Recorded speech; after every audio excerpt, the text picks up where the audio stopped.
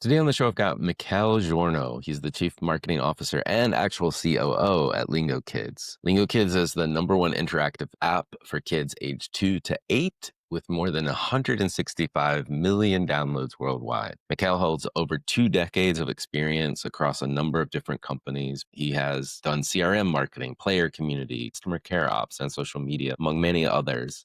One of his standout stops along his career journey was at King, the makers of Candy Crush. And we'll talk a little bit about that and how it influenced what he's doing today at Lingokids.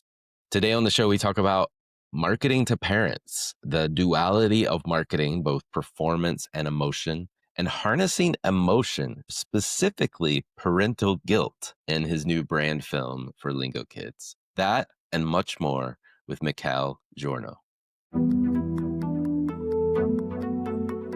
Are you ready to go beyond the basics of marketing?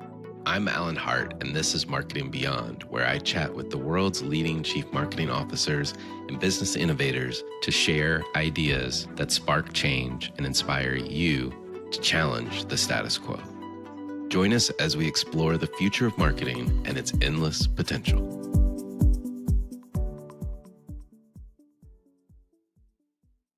Well, Mikael, welcome to the show.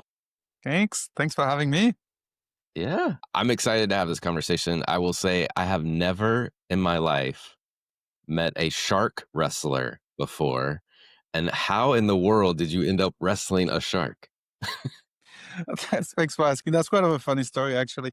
So we have traditions, like in every company. The first thing you do when you step into Lingokids is you have to share 2 lies and 1 truth, and the rest of the organization has to guess what's what, right? So you try to find things that are a bit out there. So mine were about skydiving, French wines, and wrestling sharks.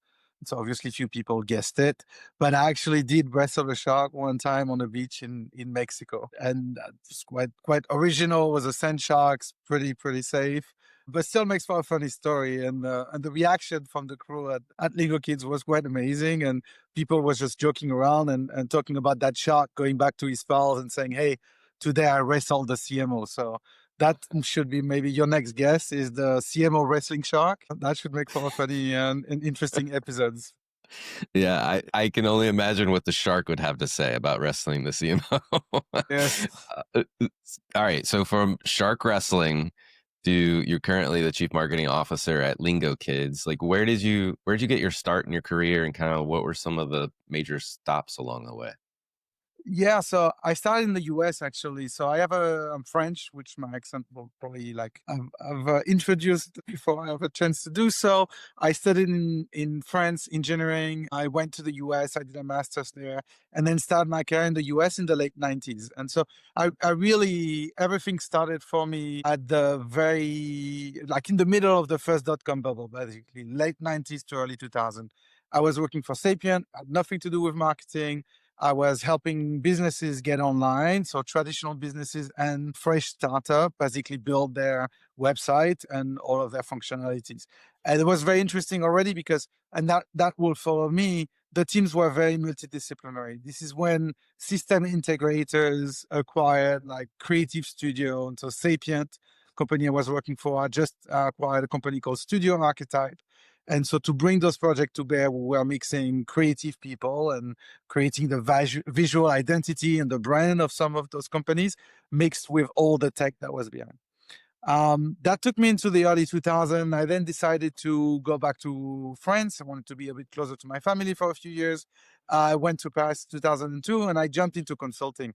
And the first consulting gig I got was with a company called Diamond Cluster. It was marrying a very marketing oriented arm with a very technology oriented.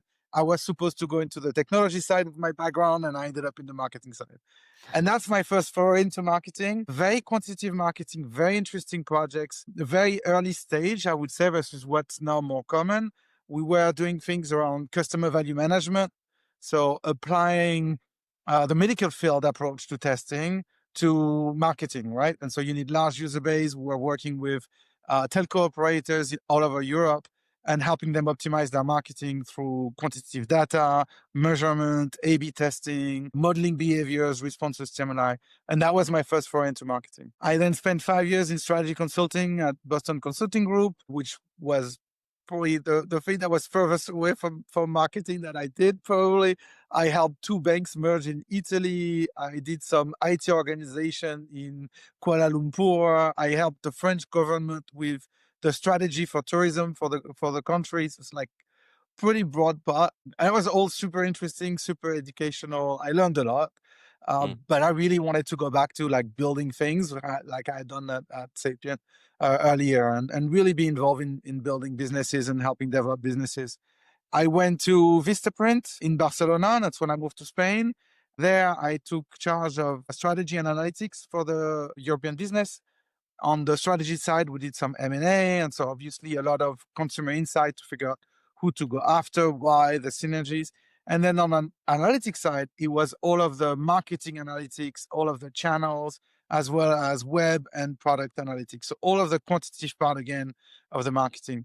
After a couple of years, I looked also after the repeat business, big email, basically an email organization to drive the repeat business was a big chunk of our revenues, about 60% of our revenue. And so I was at Vistaprint for 3 years when King came, King, maker of Candy Crush. I joined Okay. in 2013. It was just an incredible experience. Yeah. It was very unique. I had been a consultant for quite some time. And even at Vistaprint, I took over teams that had been there for a while. So you come in and you already have an existing operation. I stepped into King with a pretty blank slate on my organization and what we wanted to do on the marketing side from a team, from a system perspective, from a process perspective. But the thing that was pretty novel is the company was making a ton of money already.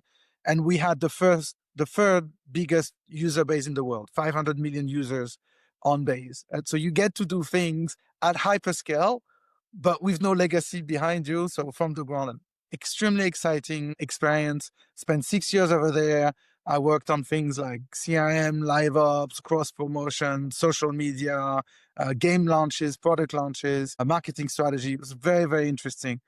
But then the company became quite stable from an organization business standpoint. And I wanted to go back to building things. So that's what I like to do. I joined a smaller startup in the real estate space called Host5 for about 15 months as the GM. And then finally I met Lingokids. And Lingokids was a great match for me. I was really looking forward to working in the tech space. I had already invested a little bit in that space and I was helping some startup there. And I found a company that was really a great fit. So I started there as the CMO. I evolved as the COO as well over the last few years. And I look after the marketing, how we connect with our audience, how we scale the business, but also the business model, the pricing, and all of the business performance, which makes my role a mix of quant and creative and marketing and general business performance. Yeah. No, that's awesome. That's awesome. I mean, it's such a varied career, but all kind of building, if you will, towards this tech performance oriented marketing organization, in a digital world, It if you did. will. And and So, it's often serendipity where you end up being, but when you look back, there is still like you can find the common thread. Exactly. mhm, yeah.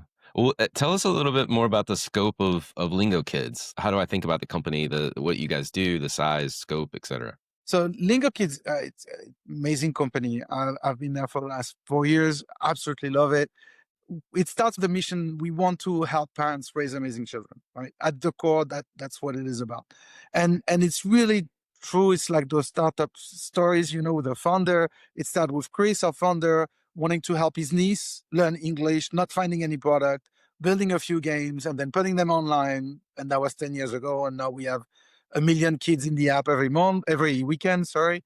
And we had 160 million downloads. So it's like really starting from his knees to 160 million kids having experienced the product is quite a story. And so we have this belief that technology can be a very valuable tool to help kids learn.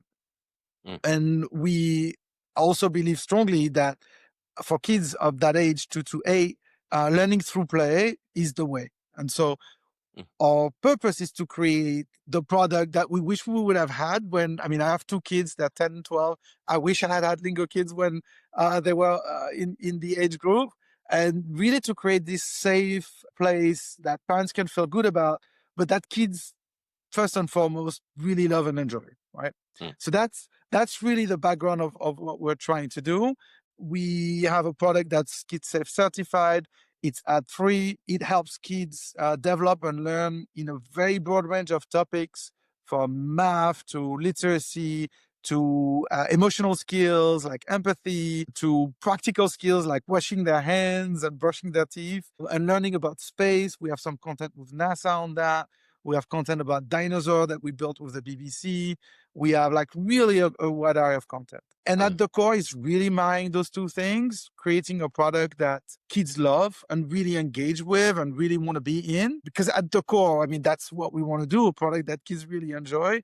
But that also gives that space for parents, right? Because that's also one of the reasons they use the screen, but gives the parents the guilt-free, and we'll get back to that word probably a bit later, a feeling that it's a safe environment, it's educational, it's made by parents and educator. And so it's like really marrying those two things, something kids enjoy, something parents feel good about. I love it. I love it. Well, how you've you've seen marketing in various constructs throughout your career, right? And as you think about marketing as a growth driver for companies, how do you think about it? Like there's, in the modern day marketing environment today, there's a lot of conversation between brand and performance and, how those two things Yes, work together, et cetera. So how do you think about it?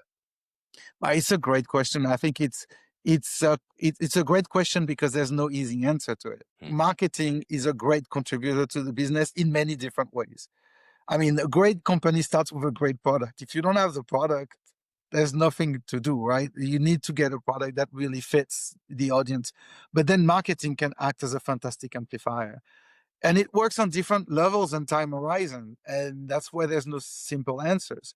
It helps in the short term with ads and performance that you can optimize very accurately with things like CRM, where you put a stimuli out there and you understand exactly what it does and whether it's valuable and profitable. And so it helps scales the business and get a return on capital invested, basically in reaching the audience very directly, very short term, with the reality or the illusion of its impact in terms of measurement. But it also helps build the identity of the business. And the identity is important because the strongest brand are the brand that create the strongest emotional connection with their audience. And so the other side of it, obviously, which is very important and will remain very important, is how do you create that emotional connection? What do you associate yourself with, and drive beyond the direct response, drive this awareness and consideration and desire basically for the product across. And so you have to balance the two. Mm. I don't believe the era of brand and brand marketing is dead, obviously. Right. It is true that some tools help in terms of recommendation and search engine and AI and all of that. But it's very different to be recommended something that you already have a feeling or an impression about than something you've Mhm. never heard about. And Right. and that feeling and impression, it comes from the brand that you've built and the Right. experience you've delivered with it. Right. And it's, I talk to so many marketers, and it's this: how do I prove or how do I justify the brand building, the driving the emotional connection, when it's so easy, relatively speaking, to measure the performance marketing, right? And you've got this dual role as CMO and COO. How does the CMO side of yourself justify it to the COO side of yourself? It's it's a question I've been asked a few times. Actually, that question was one of the questions the board asked me before I started about how I was looking at that space. Right. And my answer is that not everything is measurable. Mm, And the most important things might be hidden behind what can be measured. And so you have to have beliefs and you have to have things you do quantitatively. So the rule of thumb that we use when we discussed these topics 4 years ago was to say, okay, we'll go from the premise we'll put 80% on measurable things. We'll know mhm, the return on that. Or we'll put 20% on belief. Now the belief things doesn't mean you do things completely blind, but right. that means you don't go down the path of trying to put an ROI behind it because it's just not going to be true. It's not going to be meaningful. And in trying to do that, you're going to limit. If you force that as a criteria, you limit what you can do. Mhm, When you build the brand, the impacts are long term. They cannot be really A/B tested or measured in that way. You have some leading indicators that you have to also believe would lead to right. performance, like brand awareness, consideration, those things you can measure, and whether your brand building is driving those metrics is very important. But then Right. trying to assign a specific dollar sign behind this, a bit tricky. Yeah. Yeah. Yeah. And I think you just have to accept it. And I think this is Right. where it's a philosophical view as well, how you use analytics and data. Do you Hmm. think that it is a tool to make decisions, or is it a tool to help make better decisions? And if you see it as a tool to help make better decisions, you're still in charge of making the decision. Right. And Yes. and especially with analytics, because scale matters. When you're huge, you can get very precise. When you're not, it's a lot harder. We're somewhat in between now. I mean, like we're getting to a good scale, so we get some good insights. But in a lot of cases, it really is the tool to help avoid making huge mistakes, right? So you can Right. spot the things that really don't work. Right. But then within the realm that of what works, you still have to use a little bit of intuition, belief, understanding your audience, and yeah, and being flexible to adjust those beliefs, which the campaign that we run like shakes some of our beliefs as well. And so that was very interesting to see how even our own thinking about what we do evolved as we do the marketing and reach users and get them to play back to us what they do and how they feel about it. Well, I want to get to the campaign, but before that, I have one more question. As you think about your business, you've got this great, fantastic, rich app for kids, creates a great experience for them, but they're learning as they go through it, all that kind of stuff. But you've also got to reach their parents. And I'm just curious, what is the state of marketing for brands that are trying to reach a modern day parent today? Yes, challenging for a I variety bet. of reasons. Yeah. So the biggest challenge, and I think that was also we'll go back to it when we talk about the campaign because it's at the source of it, is that what parents say and what parents do are not exactly the same thing.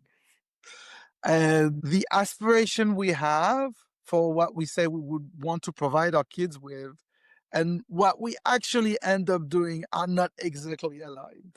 And so every parent aspires to put the best experiences in front of their kid. And I think you find that when you ask parents, like, how do they feel about screen time, which is like, the core of our business, three-quarters of parents, 75% of parents feel guilty about screen time, Right. right? So they do something that obviously is not what you'd ask them they would want to do because they wouldn't feel guilty about it, but they have some level of guilt. 10% of them feel comfortable talking about it. 30% admit, I don't know what the true number is, but 30% admit to lying about it, right? So Right. it's it's the challenge. It's like you have to reach parents, but you have to figure out, okay, what is it that they're really looking for? And you can't quite ask them. And at the core, really, this goes back to what we want to deliver. And this is why we think our product is so successful and what makes it different is it gives what the parents are truly looking for, which is a product that their kids gonna engage with and really gonna have fun with. But it also gives them the thing they aspire to have, which is a product that actually helps their parent learn something, have a useful time on the device, develop themselves, and so really combining like the aspirational with the nitty gritty of what you're really looking for day to day. Huh. All right. Well, let's talk about this brand campaign and specifically the brand film is what caught my eye to have this conversation with you. Maybe you can just tell us how this came about and kind of the if we were to watch it, we can't watch it right now, but like what would we see? Okay. So first, where did we start from, right? Again, I mean, it's brand. We believe in brand. We believe that we could perform even better in the US if people were more aware of us. And so we want to do that. And we believe that the best way to build brand is to do something that connects with the audience and drive a strong emotion. We start by going and asking parents, and we run that survey that I just mentioned a few minutes before. 75% of parents feel guilty about it. They don't want to talk about it. Right. And so we're like, okay, but this is our core business. And this is where you have to figure out what level of risk you want to take. And we say, no, I mean, like, this is the topic. We're the leading product in that space. We have to take the responsibility and step into that space. And so we decided to go into the realm of guilt and say, okay, well, parents feel guilty about that. And is that okay? And should they? And the more you speak to psychologists and educators, and you understand that almost the worst problem of this is the guilt. As in, the kids spend time on the device. Yes, badly spent time on device is not good, but good time and good content is okay and is actually valuable and useful. But what is not okay is when the parents feel guilty, it spoils the relationship they have with their kids. And the Right. kid doesn't understand. You gave me that device to enjoy, and then you're mad that I'm using it. That doesn't work. So you want people to use things with more purpose, more intentionality, and use, the right content. It's not the media. The media is fantastic. It's much better than the TV. The kids can interact. It's personalized. It can deliver a fantastic experience. You have to put the right content in it, right? Mm. So we say, okay, we're going to take the risk and we're going to step into that space. But we want the emotion. And so we partner with this creative studio called Pierre with Jesus Lala and Juan Garcia Escudero, fantastic creatives, award-winning creatives at Cannes, at Sol. And they came back with this idea to say, okay, let's do this for real. Let's put parental guilt on trial. Okay, Mm. what do you mean exactly? What do you have in On mind? trial. Yeah. I say, yeah, let's do this for real. Let's take parents. We don't tell them what they're here for. We'll recruit parents of kids 2 to 8, and we'll put them in a courtroom with a judge, and we'll ask them questions and determine whether they are guilty or not of feeling guilty about screen time. We're like, okay, that sounds like a good concept. So did we know we have a good concept? Well, we really like the idea. We thought it was provocative, it was bold, we saw the risk.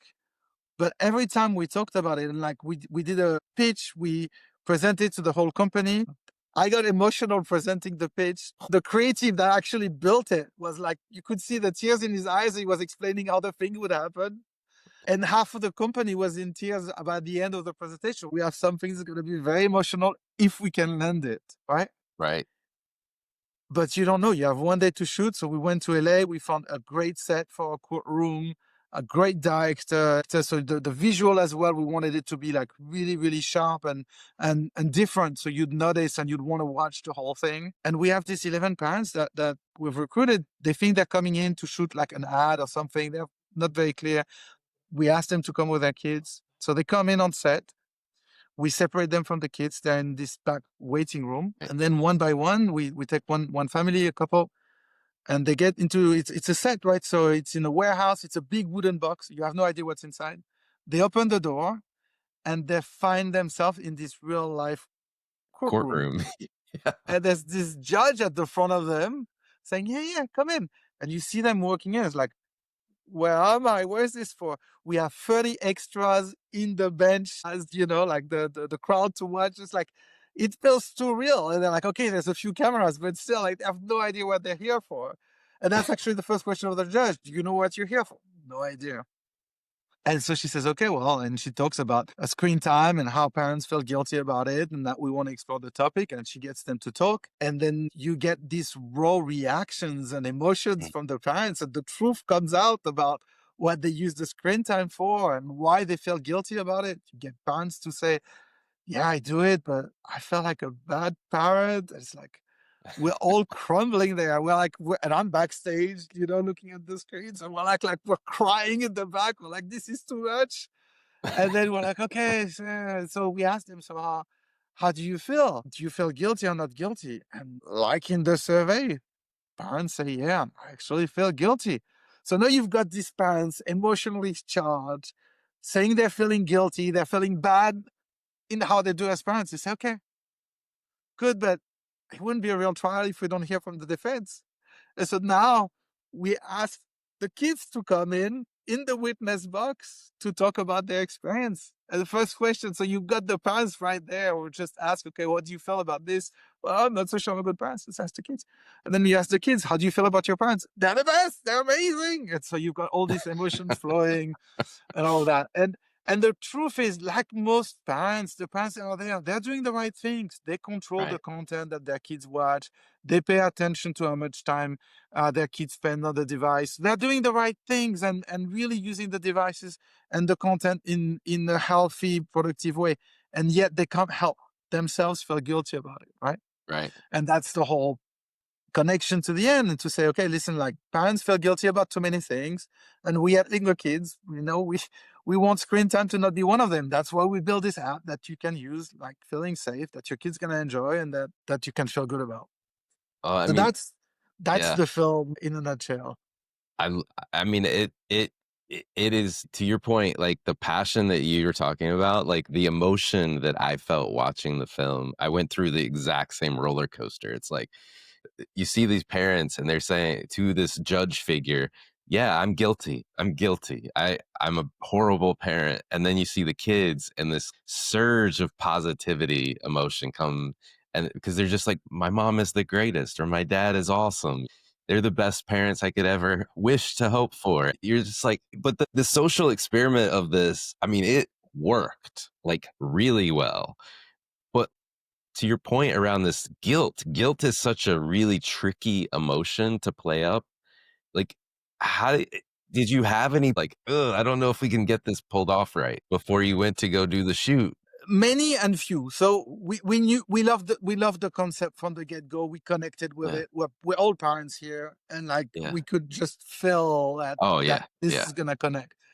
But then the whole trick also is for us. We wanted to make sure we stayed true to what we believe, and so we didn't want to absolve blanket, do whatever with the device and your kids, and you're fine, right? right, So in saying that you shouldn't carry the guilt, we didn't want to say you shouldn't carry the responsibility. And mm, so making sure that we would get the right reaction to be able to tell our story about if you're responsible and you're intentional about how you use the device and what content you use and you care about your kids, then give yourself grace because right, the guilt itself is not helping neither you or your kid. So you need to get rid of it and regain the control and the agency over what we do. mm, Now, lots of risk in there. We're stepping into a topic that we thought would backlash. We thought it would create more noise, and it really didn't. Everybody connected with it. Response right, overwhelming positive. We have like thousands of comments about people like crying, saying, "This is what I needed to see today. Thank you for right, making me cry over my oatmeal." Just the overwhelming reaction was incredible on social right, media and on YouTube. And the other thing that made us feel like we did the right things, the film's been seen 25 million times on YouTube. mm, And for those that know a bit of those metrics, we have 30% completion rate on a 6-minute film. And those stats are a bit unheard of. Like normally we should be like in the high teens would have been incredibly successful. But right, we've had like close to 8 million people watching the film until the very last frame. Right. So obviously this connected, this touched the audience in a way that was quite unique. And we felt we had the responsibility to take the risk to address the topic because again, our mission, and it's interesting because we didn't see it as like that at the beginning.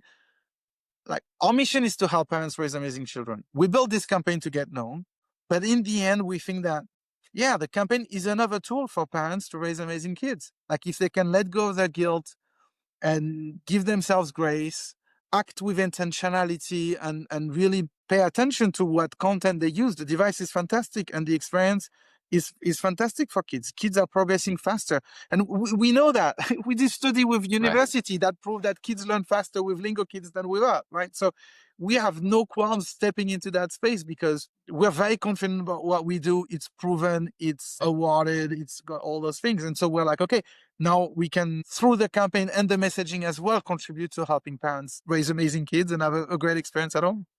I love it. I love it. Well, it's been a very, very, very long time since I've seen a brand film that connected with me that strongly. So you've not that I'm everyone, but to your point, you've connected with a lot of people. And so congrats on such a great creative execution of what it is and how it connects with your brand. So Thank you. I mean, it was also the bold risk for us. I mean, we're not so small company, but still like we're quite startup and budgets all need to be controlled. But we decided to bet big and we decided every step of the way, if we're going to do it, we're going to do it as right as we can do it. Like it's yeah. like you can't cut corner on that one. So again, great creatives, Emmy winning director, Grammy winning composer for the music. And we found an incredible set. We decided to shoot in LA.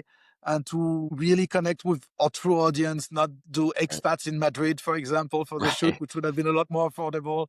We really wanted to get that authenticity and get the emotion out. And for me personally, I love the experience. So I'm a quant guy, but I get so emotional about that stuff. And every step was just such an incredible experience. Like being on set, seeing the emotion, being able to adjust, let's do it this way, let's do it that way. And then the cutting of the film and making sure we stay true to the emotion and yet carry the message that we think is important. And even the last weekend before we finished it, the music, it's like, man, let's play it a little bit down here, a bit up here. Let's adjust the timing. I mean, the whole thing was like an incredible experience. And then the numbers that we got like were way beyond what we expected. Our media agency, I remember we had a call with them before we launched. I was asking them, okay, so what do we expect? Like, how many people are going to view this, right? I mean, we Right. we love the film, but like, are we going to be able to get people to see it? Well, yeah, maybe a few 100,000, a million. Like, come on, we can do more. Like, let's do two, three, four. And so then the numbers skyrocketed. We had 10 million the first week, 25 million after a month and a half. We're like, okay, well, that Wow. worked. That Yes. worked. Yeah. Couldn't be more proud. That's Most awesome. exceptional thing. Awesome. Well, I wanna switch gears because there's a series of questions I ask everyone that comes on the show and would love to ask you as well. So my first question, favorite one to ask anyone that comes on is, has there been an experience of your past that defines or makes up who you are today? Yeah, I think a couple actually that connect with each other. So as we discussed earlier, my path took me through different steps. I stepped into the quantitative marketing realm in the early 2000s in an environment that was anything but quantitative. And the impact we were able to have by measuring and by modeling behaviors was Mhm. astonishing. We were taking very large established company and increasing their revenue overnight by 10%. We were taking marketing budget that actually was destroying value and flipping it around to creating values in the tens of millions.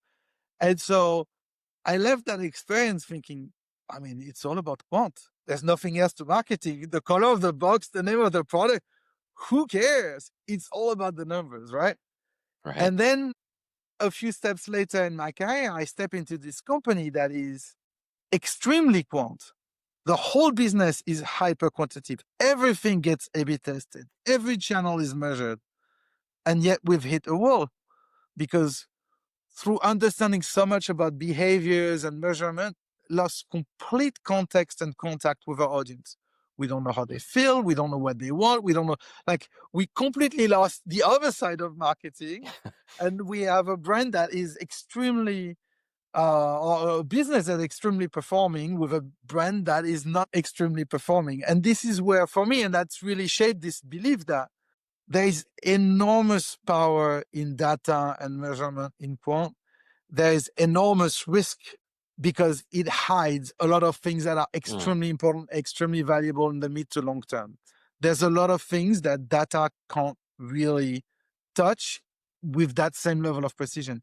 But as human, we're very influenced by numbers. And Right. something that has a number is more palatable, more believable than something that is like, no, but look, the trend's okay, and they should connect to our audience better, and we create this emotional connection. Yeah, but how much is that worth? I don't know. And so it's that balance, and yeah, and at the end that you need to act. Facts are great, and beliefs are good too, and you need to combine the two and find your path through that. That's really Yes. drives me today, and that I think should a good summary of the experience here at Lingokids between everything we do on performance and all the things we did with this campaign and many more things coming on which I know how much I invested. That's Right. pretty much what I know with certainty with this campaign. But we have strong belief that it would work, and we have strong belief that it's been way more impactful than what it's cost us to do. Well, if you were starting this journey all over again, what advice would you give your younger self? But don't sweat the small stuff. Like, it's pretty straightforward. It's what you learn with age, right? That the many things that you've worried about that didn't matter, or maybe they did matter, but you had zero control over it. And so you, at least personally, carried a lot of anxiety at some moment in my career over things that I couldn't do anything. And at the end of the day, the story ends the same for everyone. There's no mystery, there's no forever. It's like you're gonna end up in the dust. And so it's important that you enjoy the journey.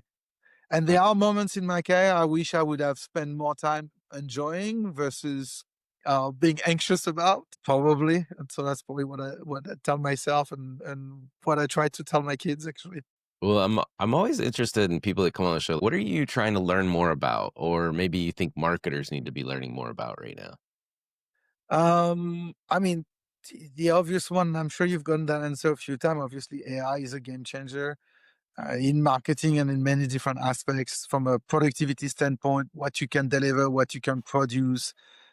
Even like, for example, for me, with this campaign, we get a lot of stats from our channels, but it's difficult to know, is it good, is it bad? So how do you run a benchmark on a 6 minute long format YouTube film, right?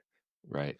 Not ton of data out there. Well, I mean, AI helps a lot and like was able to give us some benchmark relatively quickly, tell us whether the campaign was working well, whether it was efficient, whether it was having the impact from the metric that we had that was good or above benchmark or exceptional. And so Mm. really I did work in probably like a couple of hours of understanding my performance that could have taken us a week of trying to do research and benchmarking.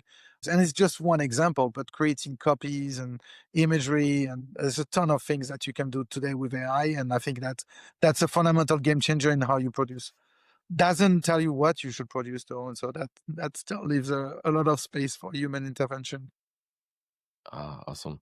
Well, two more questions for you. Are there any like trends or subcultures that you follow you think other people should take notice of?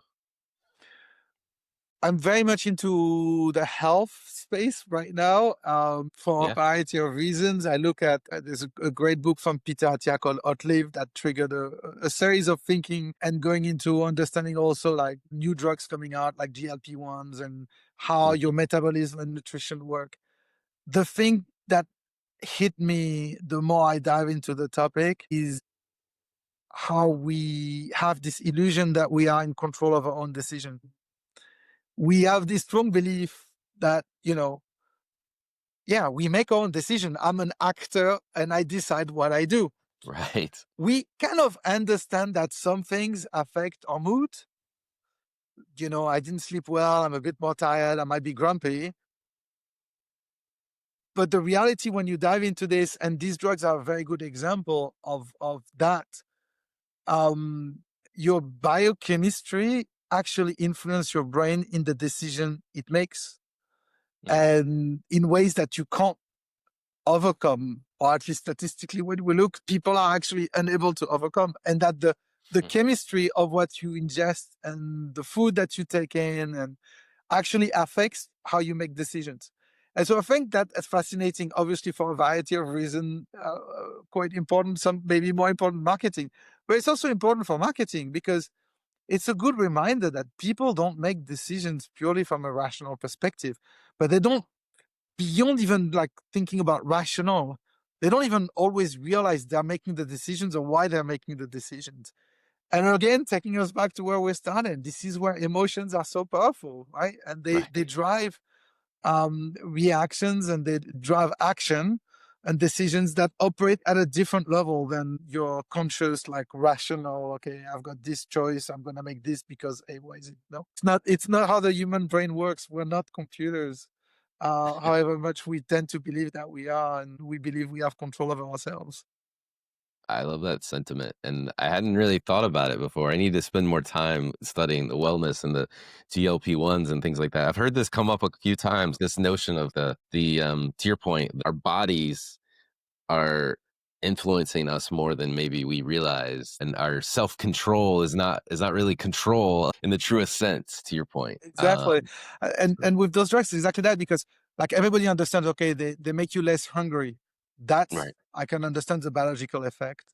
But it's not just that. They change what you're craving for. They change the Uh, food that you want to eat. And that's uh, when you think that's about that, it's wild. a little Yeah. bit different, right? It's like it Yes. takes you like, yeah, I don't want this anymore. I want that. It's like, how come? Hold on. How? Right, right. It's just body chemistry at the end of the day, it feels like. But you Yeah, don't I don't we because I guess we have this big brain, we think that we can control and tell ourselves interpret what is going on, but there's things that we still don't understand about ourselves. That's pretty interesting. Absolutely. Well, last question for you, and I'll let you go. But what is the largest opportunity or threat facing marketers today in your mind? I would look back to something we've talked about before. I think the biggest threat is the amount of data and the illusion of precision that we have in marketing. We understand attribution and incrementality and impact much, much better than we ever have. Hmm. And because of that, we may be trapped into one space of the type of actions that we focus on, right? Mm-hmm. That are the ones that actually can easily be measured. There's a ton of value, there's a ton of success that's hidden behind what cannot be measured. And I think that's where holding that line and understanding that and balancing the two sides is the biggest opportunity. But it's also the more data is available, the more precision is available. It's the thing that's most at risk because everybody likes the illusion of certainty. Well said. Well said. Well, Mikael, thank you for coming on the show. This has been a Thanks, fascinating Alan. conversation. Yeah. It was my pleasure. Thank you very much.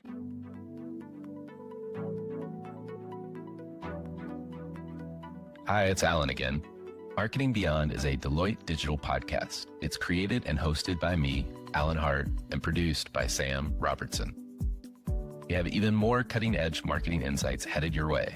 Be sure to subscribe to our channel to stay up to date with our latest episodes. I love hearing from listeners. Share your thoughts about the episode, the topic covered, or the show by commenting on this video or emailing me at marketingbeyond@deloitte.com. If you're interested in more conversations with industry visionaries, we invite you to explore other Deloitte Digital podcasts at deloittedigital.com/US/podcast. There you'll find the Marketing Beyond webpage with complete show notes and links to what we discussed in the episode today. I'm Alan Hart, and this is Marketing Beyond.